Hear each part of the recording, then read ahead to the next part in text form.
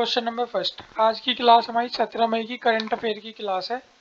सबसे पहले क्लास होने से स्टार्टिंग में मैं बता दूं, आज शाम को हमारी एक वीडियो आएगी जो हमने मोहल्ला क्लिनिक का एग्ज़ाम हुआ था अभी, मतलब 16 मई को जो मोहल्ला क्लिनिक का एग्ज़ाम हुआ है फार्मासिस्ट का, उसकी रिव्यू की वीडियो आएगी। आपके कमेंट्स भी आए हैं बहुत लोगों के कि आपका कैसा एग्ज़ाम गया है, और मतलब मुझे जान के अच्छा लगा जिन लोगों ने भी शेयर किया अपना ये। और आपने बताया कि कंप्यूटर के बहुत सारे क्वेश्चन हमारी, मतलब कंप्यूटर के सारे क्वेश्चन हमारे कंप्यूटर क्लास से आए हैं। इसके अलावा जो सब्जेक्ट पेपर था उसके अंदर भी बहुत सारे क्वेश्चन हमारी क्लास से आए हैं, तो सुन के बहुत अच्छा लगा। और आज क्या है, एक रिव्यू वीडियो आएगी हमारी मोहल्ला क्लिनिक एग्ज़ाम की कि पेपर कैसा था, कैसा गया और क्या कट ऑफ रहेगी इसकी, जो जाने की उम्मीद है फार्मासिस्ट वाले बच्चों के लिए कि कितनी कट ऑफ जा सकती है। इसके अलावा जो मोहल्ला क्लिनिक के अंदर जो भी प्रोसीजर चलेगा, इसका रिजल्ट कब आएगा, कैसे कैसे प्रोसीजर होगा, रिजल्ट के बाद भी क्या प्रोसीजर होगा, ज्वाइनिंग तक का सारा प्रोसीजर क्या इस चैनल पर आपको अपडेट मिलेगी। फार्मासिस्ट से हर छोटी से छोटी अपडेट भी क्या आपको मिलती रहेगी। तो बस यही बताना था। बाकी जो नई वैकेंसी आती रहेंगी फार्मेसी वगैरह की, उसकी अपडेट भी आपको इस चैनल पे मिलती रहेगी। बस इतना ही बताना था। अपनी क्लास से स्टार्ट करते हैं। किस अरब देश के राष्ट्रपति के निधन पर भारत ने 14 मई 2022 को राजकीय शोक घोषित कर तिरंगा आधा झुका दिया। अभी क्या, भारत का एक पड़ोसी देश है, मतलब पड़ोसी ऐसा नहीं कि सीमा लगती हो भारत की, मतलब भारत के पास में एक देश है, उसके क्या है राष्ट्रपति का निधन हो गया है अभी हाल ही में। उस पे हमारे उनसे इतने ज़्यादा अच्छे संबंध थे कि उनके सम्मान में भारत ने क्या है, एक दिन पूरा अपना जो फ्लैग होता है, झंडा होता है, वो आधा झुका के रखा। तो कौन सा देश था? ये देश है यूएई। यूएई इसकी फुल फॉर्म क्या होती है? संयुक्त अरब अमीरात या यूनाइटेड अरब एमिरेट्स ये बोलते हैं। तो ये जो इसके राष्ट्रपति थे जिनका नाम क्या था, शेख खलीफा बिन जायद अल नहान, बहुत बड़ा नाम है, बस शेख खलीफा याद रखना। इनका निधन हो गया क्या, 13 मई 2022 को। कितने साल के थे? 73 साल के थे। और जो ये है ना खलीफा, इसी नाम से बुर्ज खलीफा भी है वहाँ। तो अब हम सोच सकते हैं कि इनके नाम का दुनिया की सबसे ऊंची बिल्डिंग है, तो मतलब इंसान में कुछ बात तो थी, उस देश के वही थे खैर राष्ट्रपति। अब इसके बारे में थोड़ी बात कर लेते हैं। भारतीय प्रधानमंत्री नरेंद्र मोदी सहित कई नेताओं ने क्या उनके निधन पर शोक जताया, मतलब इंटरनेशनल नेताओं ने भी क्या है इनके निधन पर शोक जताया। 14 मई को भारत के अंदर भी क्या राजकीय शोक घोषित किया था। इस दौरान क्या हमारे तिरंगे को क्या आधा झुका के रखा। झुकाने का मतलब होता है ऐसे ही हमारा तिरंगा झंडा है, सपोज करना ये ऐसे होता है हमारा झंडा, ऐसे ही होता है ना। हम्म। ये जब राष्ट्रीय शोक का वो होता है तो हम कैसे रखते हैं झंडे को, आधा इस तरह, तो इसी बोलते हैं आधा झुकाना तिरंगा। तो ऐसा क्या है, जितनी हमारी राष्ट्रीय भवन वगैरह थे उसके ऊपर आधा झुका के रखा।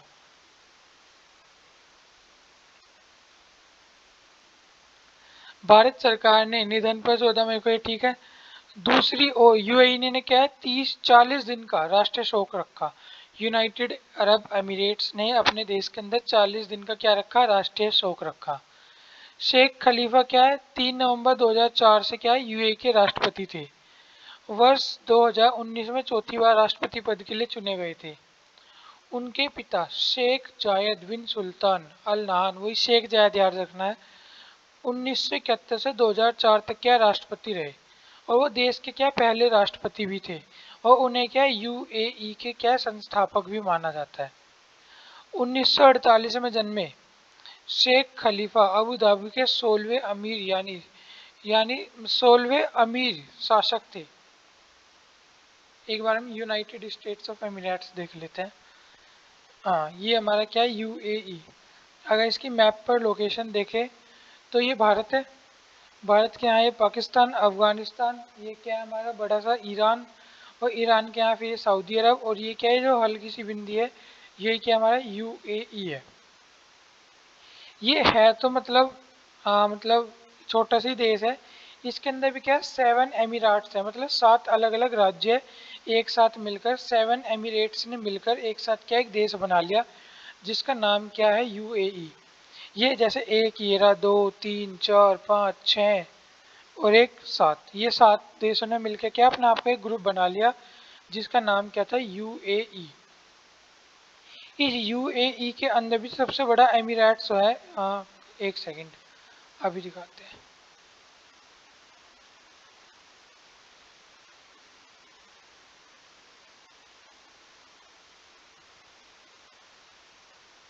हाँ, ये जो अबू धाबी है इन 7 में से भी ये सबसे बड़ा एमिरेट्स था। इस एमिरेट्स के ये क्या अलग अलग राज्य थे, इनके अलग अलग क्या होते थे, राजा होते थे। तो इनके अंदर सबसे बड़ा एमिरेट्स है अबू धाबी। इसके तो क्या थे 16वें नंबर के राजा थे। और जब से ये इकट्ठे हुए थे सारे ये जितने भी 7 एमिरेट्स थे, जब से इकट्ठे हुए उसके तीसरे नंबर के थे, सॉरी दूसरे नंबर के थे। इनके पिताजी थे और फिर ये थे। अब क्या है इनके भाई बने हैं, छोटे भाई। अब नए राष्ट्रपति कौन बन गए, इनके छोटे भाई बन गए। तो सबसे बड़े एमिरेट्स के 16वें राजा थे ये। और इस पूरे यूएई के कौन से थे, दूसरे। अब कौन बन गए हैं, तो अब जो प्रेसिडेंट बन गए हैं वो कौन बन जाएंगे, मोहम्मद बिन जायद अल। ये आपने देखा होगा यूएई के अंदर जब भी कोई बात होती होगी इन्हीं के चेहरे सामने आता था, क्योंकि वो बीमार रहते थे। काम ऑफिशियली मतलब अनऑफिशियली ये कर रहे थे, नाम बस उनका चल रहा था। तो अब क्या है यही बन जाएंगे इसके क्या, राष्ट्रपति। इसके अलावा अगर हम देखें यूएई के अंदर, तो यहाँ जो है 35% क्या है इंडियंस लोग हैं। और 15% क्या है अमीराती लोग हैं। अमीराती मतलब जो यहाँ के रियल लोग हैं। 35% यहाँ इंडियन पॉपुलेशन है। और बांग्लादेश की भी अच्छी खासी 10% है, और फिर पाकिस्तान की भी है। मतलब भारत पाकिस्तान बांग्लादेश सबसे ज़्यादा अमाउंट के अंदर यहाँ रहते हैं। अगर रिलीजन में देखें तो इस्लाम यहाँ सबसे ज़्यादा मेन धर्म है। इसके अलावा क्रिश्चियनिटी, हिंदू 8% हिंदू भी है इस देश के अंदर। तो मतलब एक मतलब ज़्यादा मतलब सिग्निफिकेंट वैल्यू है, बहुत बड़ी। तो ठीक है। तो यही था, हमें यूएई की लोकेशन देखनी थी। यहाँ के इनके राष्ट्रपति जिनका नाम खलीफा है, खलीफा से याद रखना। खलीफा मर गए हैं और अब क्या है जायद बने हैं, शेख बिन जायद। ये क्या है, शेख बिन मोहम्मद बिन जायद। शेख लगा देते हैं, जो अमीर आदमी होते हैं उनके नाम के आगे लगा देते हैं। तो ये क्या था, यूएई के बारे में था। नेक्स्ट देखते हैं यूएई के नए राष्ट्रपति कौन होंगे अब। तो कौन होंगे अभी हम पढ़ के आए हैं क्या, शेख मैंने कहा था ना अमीर आदमी के आगे लगा देते हैं, मोहम्मद बिन जायद उल नहान। याद रखना जायद। जायद क्या है इनके नए राष्ट्रपति होंगे। 14 मई 2022 को यूएई के नए राष्ट्रपति चुना गया। इन्हें जैसे ही वो मरे तुरंत ऑटोमेटिकली क्या है ये बन गए। इससे पहले अबू धाबी के रूलर थे, इससे पहले ये क्या थे, रूलर थे मतलब उनके भाई थे। और क्या नाम है, उनके नाम से काम यही कर रहे थे अब तक। दूसरी बात, ये जो थे इनके कितने भाई बहन थे, 29 भाई बहन थे। तो देख लो क्या परिवार था इनका। यूएई पीएम क्या है इनके, मोहम्मद बिन राशिद अल मखतूम। ठीक है, इतने इंपॉर्टेंट नहीं है। राष्ट्रपति ने देश का नया मुख्य चुनाव आयुक्त किसे चुना है, तो ये कौन है, हमारे राजीव कुमार। इन्हें क्या चुना गया है, देश का मुख्य चुनाव आयुक्त। इन्हें क्या है सुशील चंद्र की जगह क्या नियुक्त किया गया। सुशील चंद्र 14 मई को रिटायर हो रहे थे, अब क्या है राजीव कुमार कार्यभार संभालेंगे। 15 मई 2022 से 18 फरवरी 2025 तक क्या ये अपने कार्य पर रहेंगे। ये क्या है मतलब आईएएस अधिकारी हैं। और इलेक्शन कमीशन ऑफ इंडिया के रूप में क्या है कार्यभार संभाला था कब, 2020 के अंदर। नाम भी सुना होगा राजीव कुमार का। नेक्स्ट है, भारत ने क्या वजह बताते हुए गेहूं के निर्यात पर रोक लगा दी। तो भारत ने क्या वजह बताई है, खाद्य सुरक्षा। अभी से एक्सप्लेन करेंगे, एक सेकंड रुक जाओ। किसके निर्यात पर रोक लगाई, तो DGFT director general of foreign trade ने रोक लगाई। इसने डीजीएफटी मतलब director general of foreign trade ने क्या रोक लगा दी कि अब हम क्या है गेहूं एक्सपोर्ट नहीं करने की। गेहूं को अब क्या कर दिया, प्रोहिबिटेड लिस्ट के अंदर कर दिया। मतलब बिना फुल उसके सरकार की परमिशन के सर ऐसे ही हम इसे एक्सपोर्ट नहीं कर सकते। रोक क्यों लगाई, नोटिफिकेशन में डीजीएफटी ने कहा कि गेहूं की कीमत ग्लोबल स्तर पर एकदम से ही बढ़ गई है। इसकी वजह से भारत और इसके पड़ोसी देशों के कई में खाद्य सुरक्षा संकट संकट में भारत और इसके कई देश के खाद्य सुरक्षा के संकट में आ चुके हैं, मतलब रिस्क फैक्टर में। और भारत के अंदर भी बढ़ती घरेलू कीमतों को नियंत्रित करने के उपाय के तहत गेहूं के निर्यात पर तत्काल प्रभाव पर रोक लगा दी। देखो क्या हुआ था, भारत के अंदर जो गेहूं उगता था, किसान क्या था, पहले इस गेहूं को लेता था और सरकार को दे देता था किस पे, एमएसपी प्राइस पर, न्यूनतम समर्थक मूल्य पे। तो किसान ने गेहूं उगाया और सरकार ने एक वैल्यू फिक्स कर रखी थी, और इसके ऊपर किसान क्या था, सरकार को बेच देता था। फिर सरकार कैसे रेगुलेट कर देती थी पूरे देश के अंदर। ये प्रोसेस चलता था। अभी जो किसान बिल था वो भी चीज़ रगड़ा था। वो सरकार क्या कह रही थी कि हम एमएसपी को एक तरह से कंपलसरी नहीं कर रहे हैं, आप जिसे चाहो उसे बेच लो अपनी फसल। लेकिन किसान ने कहा नहीं, हमें तो सिर्फ आपको ही बेचनी है। तो इस पे क्या अभी इनका हुआ था, ठीक है अभी हम इस पे नहीं जा रहे। एमएसपी पे क्या है, इन्हें अपनी क्या नाम फसल देते थे। अब क्या हुआ, जैसे ही यूक्रेन रशिया का युद्ध छिड़ा, आ, ये क्या कोई प्राइवेट बिजनेसमैन है, ये क्या कोई प्राइवेट बिजनेसमैन है, इसने अपना खुद का गोदाम खोल रखा है। तो ये क्या गया, ये किसान के पास चला गया कि भाई तुम सरकार को मान लो 10 रुपए में आप एक बोरी अनाज देते हो, 10 रुपए लेते हो, एग्जाम्पल बता रहा हूँ। तो आप क्या करो, आप एक बोरी मुझे दो, मैं आपको क्या दूंगा, मैं आपको 12 रुपए दूंगा एक बोरी पर। तो भाई किसान को यहाँ 10 मिल रहे हैं, यहाँ 12 मिल रहे हैं, उसे तो अपना गेहूं देना ही है। तो इसे तो फायदा ही है ना इधर देने में। तो किसान ने क्या, अपना गेहूं इन्हें देना स्टार्ट कर दिया दबा के। एमएसपी पे कोई गेहूं दे ही नहीं रहा था, सब क्या थे, इन प्राइवेट्स लोगों को दे देते थे। इनको देने के बाद इन सब लोगों ने क्या है, यहाँ से अपना गेहूं भरा और क्या कर दिया, ये सारा गेहूं एक्सपोर्ट कर दिया बाहर विदेशों में। तो अब भारत के अंदर जब सरकार को एमएसपी पे गेहूं मिलेगा ही नहीं, तो इसे बेके मतलब अपने यहाँ की मार्केट के अंदर रेगुलेट कैसे करेगी। अगर यहाँ प्रॉपर गेहूं रेगुलेट नहीं होगा तो भारत के अंदर गेहूं क्या हो जाएगा, महंगा। वही काम हुआ है कि सरकार को गेहूं मिला ही नहीं, सारा गेहूं प्राइवेट लोगों को मिला और ये इन्होंने कहाँ पहुंचा दिया, भारत के बाहर। तो गेहूं क्या है, भारत के अंदर कम पड़ गया। और अगर किसी भी चीज़ की अमाउंट कम पड़ जाएगा तो उसका रेट क्या हो जाएगा, ऑटोमेटिकली बढ़ जाएगा। यही कारण है भारत के अंदर क्या है, गेहूं का रेट क्या है, इंक्रीज हो गया। तो इसी को रोक लगाने के लिए सरकार ने क्या कहा कि अब से कोई भी, सरकार को ये तो पता ही है भारत से कहाँ से गेहूं बाहर जा रहा है, तो उसने कहा आज के बाद से भारत के बाहर से कोई भी गेहूं गेहूं बाहर नहीं जाएगा, रोक लगा दी।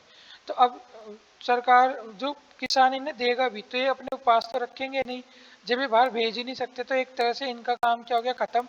अब किसान इनको नहीं देगा तो वापस किसान किसे देगा अपना अनाज, सरकार को देगा एमएसपी पर।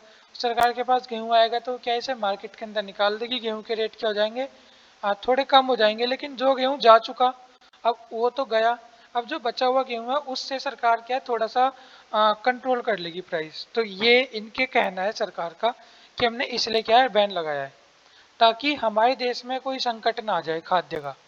इसके अलावा सरकार ने यह कहा अगर किसी देश को गेहूं की आपूर्ति है तो सीधा इन लोगों से बात ना करे, वो सीधा गवर्नमेंट के पास आए, वहां ऑर्डर प्लेस करे, हम अपने हिसाब से क्या है उस देश को गेहूं प्रोवाइड करवा देंगे। लेकिन अगर हम इनके हाथों से करवाएं तो हमें पता ही नहीं लगेगा कि हमारी मार्केट में कितना गेहूं गया और हमने कितना बाहर भेज दिया। अब हमारी तरफ से जाएगा तो हम इसे रेगुलेट कर देंगे कितना हमारे पास है, कितना हमने भेजा। तो मुझे उम्मीद है समझ आया होगा। किस राज्य के मुख्यमंत्री बिप्लब कुमार देव ने 14 मई 2022 को क्या इस्तीफा दे दिया, तो ये कौन है, हमारे त्रिपुरा के मुख्यमंत्री, इन्होंने क्या दे दिया, इस्तीफा। यहाँ के राज्यपाल का नाम क्या है, सत्यदेव नारायण आर्य। इन्हें क्या है, अपना इस्तीफा दे दिया किसने, बिप्लब कुमार देव ने। और यहाँ क्या है अभी, मतलब ठीक है, यहाँ की राजधानी क्या है, अगरतला। बस यही हमारे लिए इम्पोर्टेंट है। 2018 के अंदर सीएम बने थे, अभी यहाँ थोड़े चुनाव वगैरह भी है। तो ठीक है, त्रिपुरा के बारे में अगर हम देखें तो त्रिपुरा क्या है, ये आपने देखा होगा हमारा भारत है। इसके अंदर ये जो बांग्लादेश के अंदर रेड रेड से घुसने वाला है, ये क्या हमारा त्रिपुरा राज्य है। और ये ठीक है, नॉर्थ ईस्ट का देख लेना चाहिए, सिक्किम है, अरुणाचल प्रदेश है, असम है, मेघालय है, मणिपुर है, मिजोरम है, नागालैंड है। ठीक है, तो इसके अंदर ये क्या हमारे त्रिपुरा, सेवन सिस्टर्स भी बोलते हैं इनको। आ, ठीक, ये हमारा त्रिपुरा है, इसकी राजधानी क्या अगरतला है।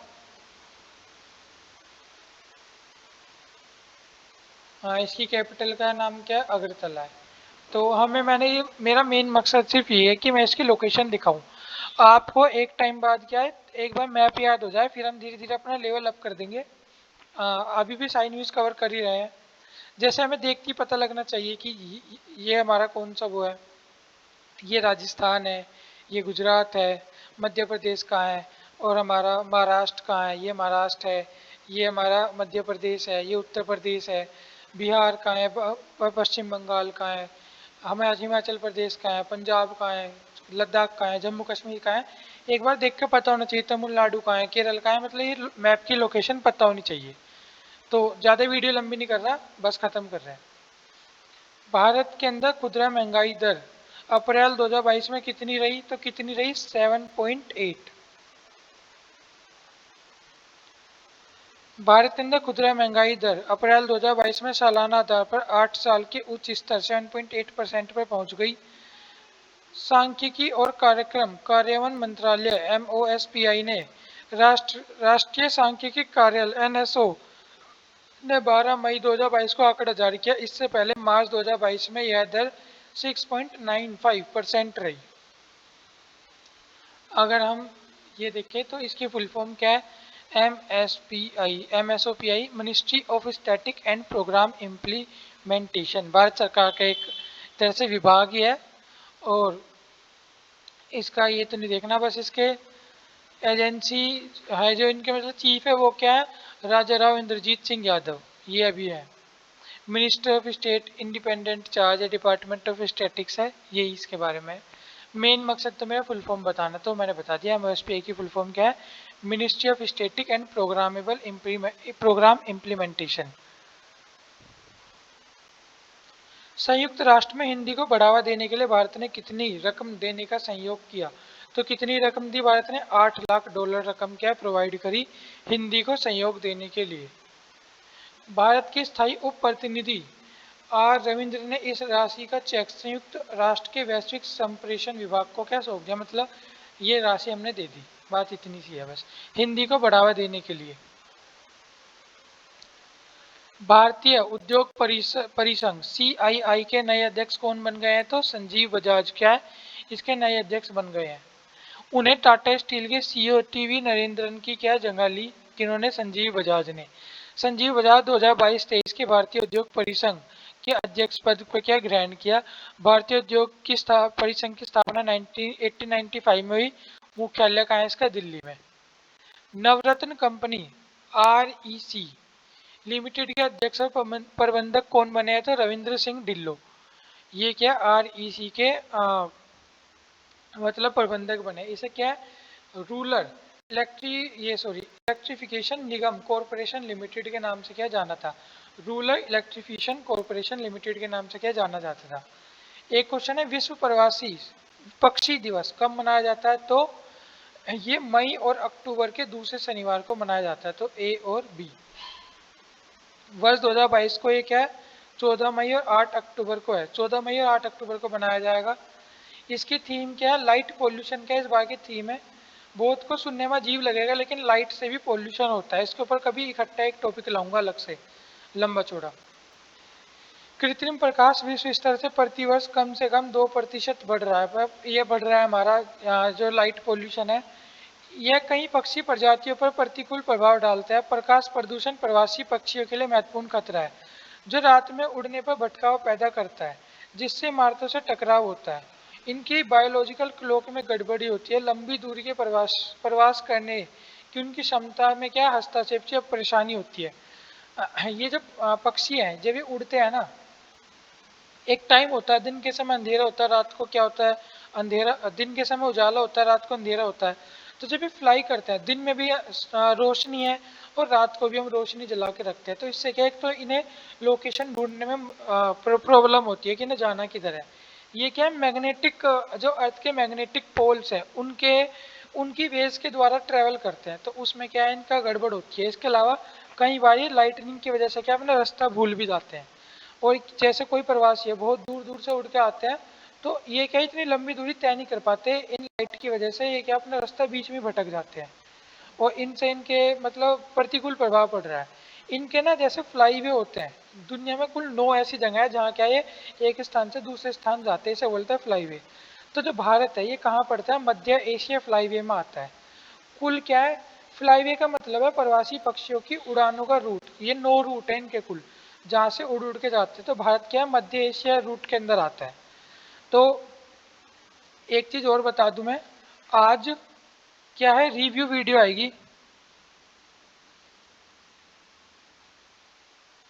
ऑफ मोहल्ला क्लिनिक एग्जाम।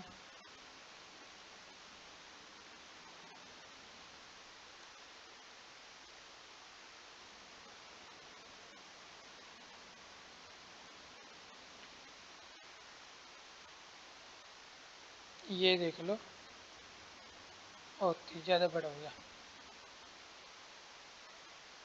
कोई नहीं। ये इम्पोर्टेंट है, आज क्या आएगी हमारी रिव्यू वीडियो आएगी किसकी, मोहल्ला क्लिनिक एग्ज़ाम की। तो मैं उम्मीद करूंगा कि जिसने भी एग्ज़ाम दिया एक बार रिव्यू देख लेना।